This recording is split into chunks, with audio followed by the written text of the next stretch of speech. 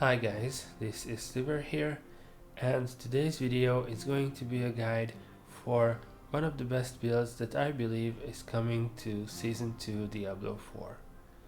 The build I'm talking about is the Blizzard Sorcerer, and there are two reasons why I think it's going to be very prominent in Season 2.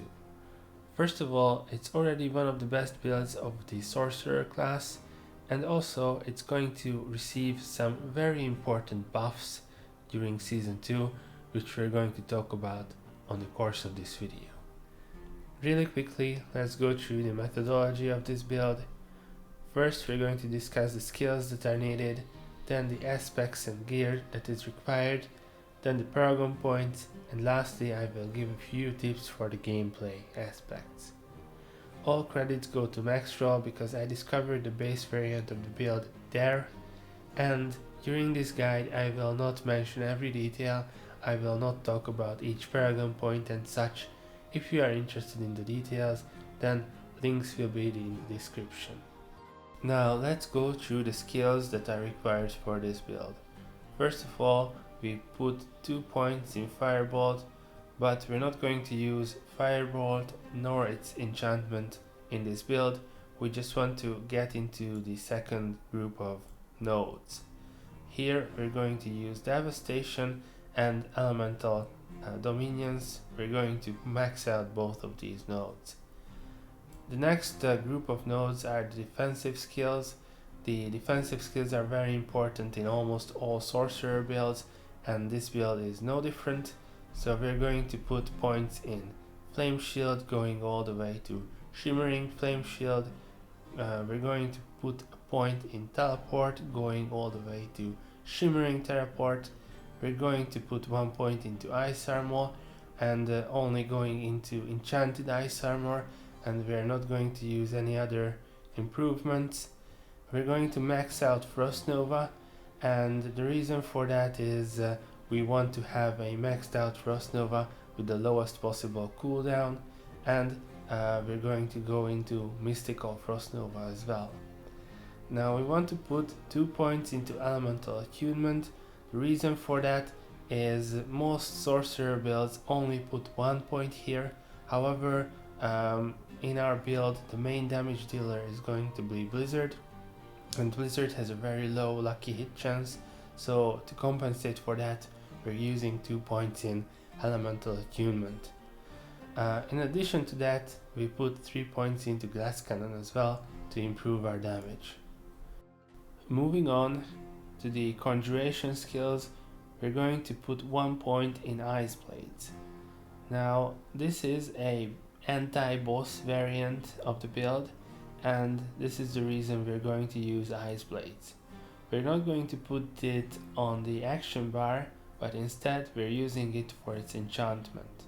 So as you can see, for every 40 seconds of cooldowns that we use, an Ice Blade is summoned and it's going to hit enemies. Each time the Ice Blades hit an enemy, they will reduce the cooldowns of our other skills thanks to these improvements here, and we are going to use that against bosses. So this variant of the build uses Ice Blades instead of Glacial Spikes, or whatever they're called, to improve our damage against bosses. In addition to that, we're going to use Align the Elements and Protection for more barrier generation. In terms of the mastery skills, we're going to use 1 point on Blizzard and going all the way to Mage's Blizzard.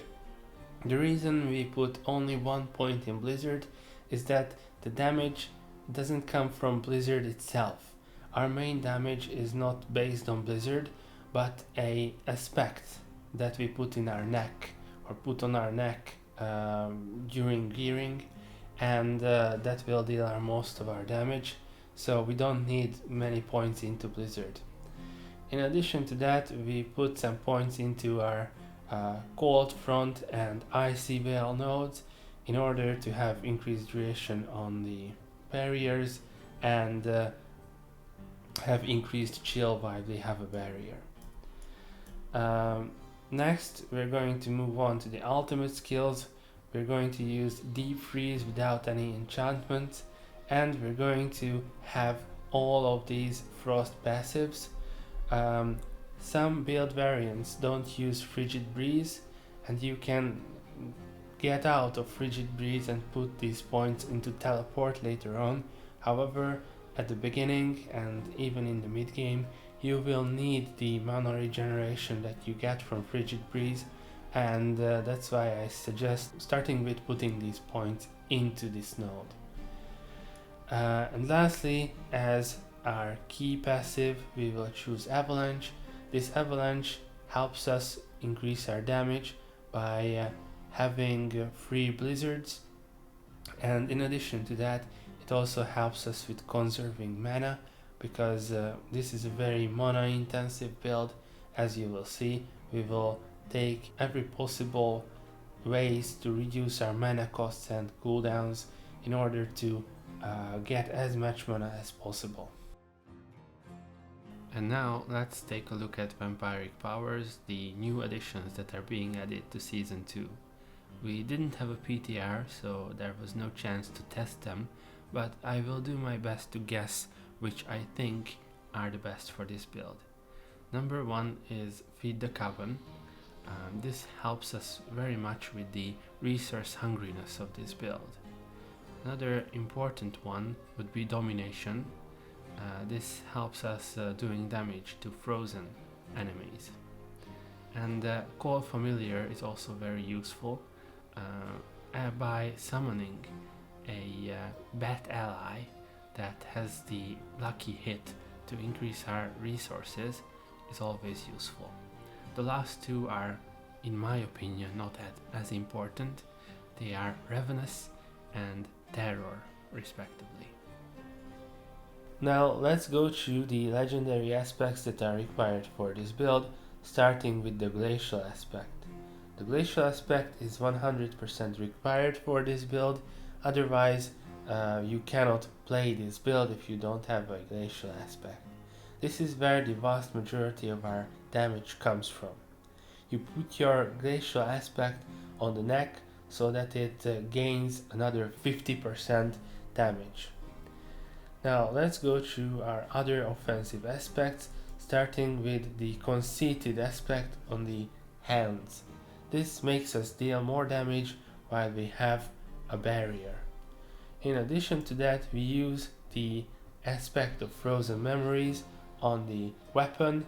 The reason for that is it saves us mana, so when the key passive Avalanche procs, we have one additional cast of Blizzard, and this Blizzard deals extra damage and doesn't require mana.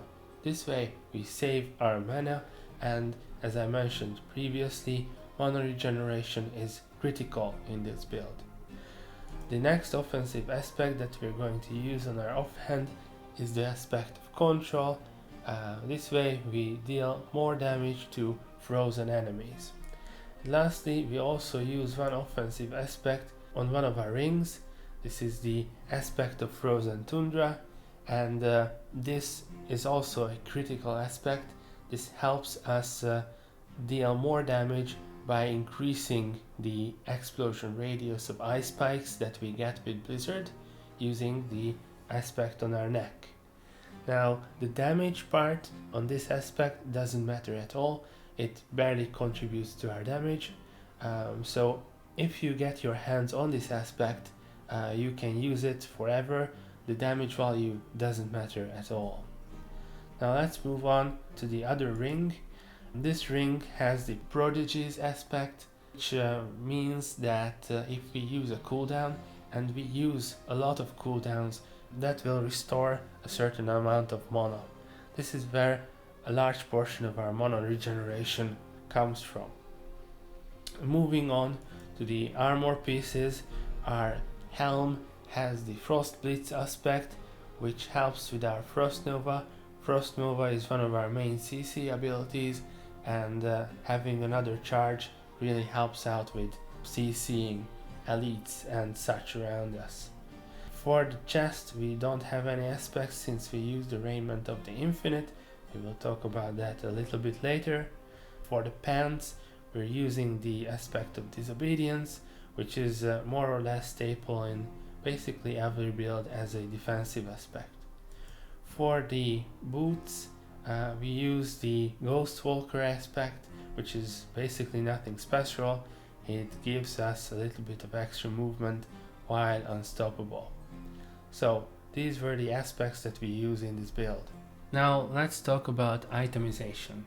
I will not mention every single stat that is on these items. I will only mention the most important ones, and also please keep in mind that this is a very resource intensive build, meaning that if we get stats like cooldown reduction, mana cost reduction and resource generation, those stats are going to increase our damage immensely, so they're going to be very valuable.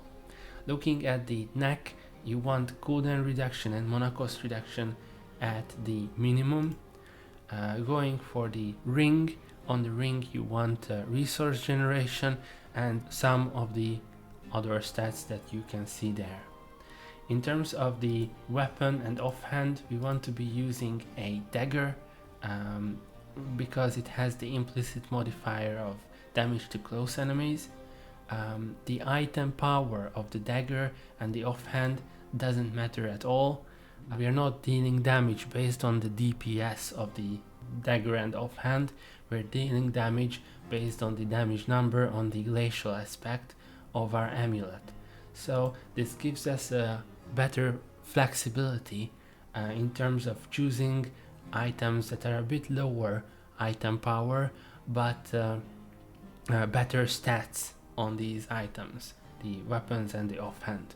So again, DPS and item power don't really matter in terms of the weapon and the offhand in this build, and this is a good thing.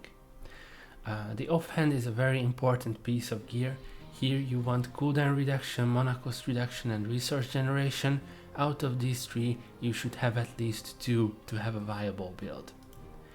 In terms of the boots, you want mana cost reduction on them and ideally ranks to Frost Nova and to teleport to lower their cooldown. For the pants, you want damage reduction from close and distant enemies, and in addition to that, ideally total armor percentage and damage reduction altogether are very useful.